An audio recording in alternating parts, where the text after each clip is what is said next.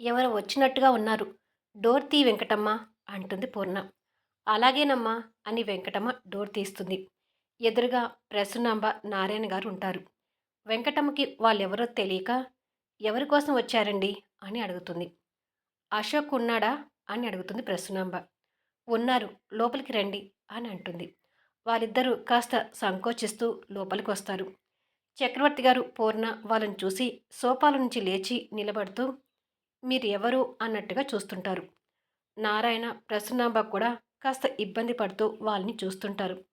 ఇంతలో అశోక్ రేణు సరదాగా కబుర్లు చెప్పుకుంటూ వాళ్ళ రూమ్లో నుంచి బయటకొస్తారు.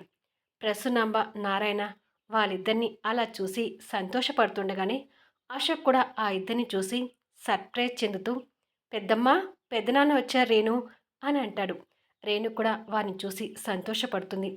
ఇద్దరు వారిని చూసిన ఆనందంలో పరిగెత్తుకుంటూ వాళ్ళ దగ్గరికి వస్తుంటే చక్రవర్తి గారు పూర్ణ ఆశ్చర్యంగా చూస్తుంటారు.